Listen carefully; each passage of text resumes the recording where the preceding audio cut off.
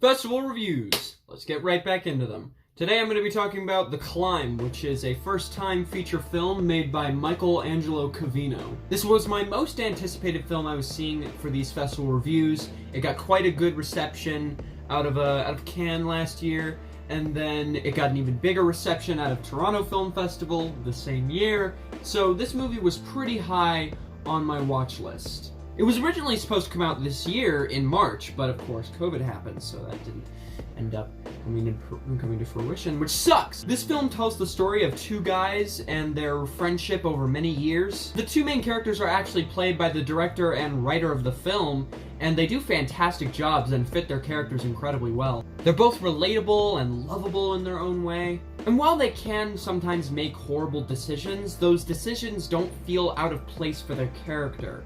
It's actually pretty difficult talking about what exactly makes this movie so great because it's made in such a unique way. What really makes this film stand out is the cinematography and long takes. Every single scene in this film is presented in this well-thought-out, amazingly coordinated one take. Not meaning the entire film is one take, like Birdman. Instead, every scene is presented in one take. This is made even more impressive by just how low budget this film is. Kinda makes me wonder what this guy can do with an even bigger budget. There were quite a few moments that kinda reminded me of Thunder Road, but the long takes in this film are much more impressive. Even if you take the cinematography out of the equation, this is still just a great story. It's a finely tuned story about friendship told in such a unique way. Each scene feels realistic and doesn't feel like some soulless comedy you'd get from someone like Judd Apatow. The writing is amazing and helps make the characters and story feel all the more realistic. This is a film where I was kind of reminded of some of the friendships that I have with my own friends. I kind of wished I was able to see this in a theater because I could easily see this working well in a crowd.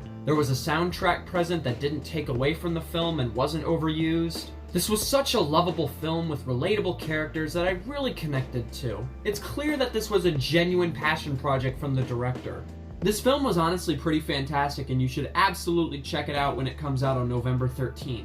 It was a genuinely amazing portrayal of friendship that I'm seeing again as soon as it releases. If you were only going to see one of these festival movies that I reviewed, then make it this one because it's my favorite. Why would you see only one movie? Why would you only watch one of the great movies that I'm talking about? That's just a stupid idea. Anyway, definitely check this one out when it comes out. I'm giving it a very strong 8, but I can easily see it changing to a 9 on my second watch. Definitely check it out. That's going to be it.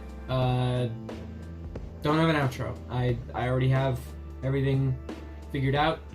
I've still got more festival videos to talk about, festival reviews, talk about blah blah blah blah blah. You know the drill. I'm Cynic, the critic. I'm going offline. For now.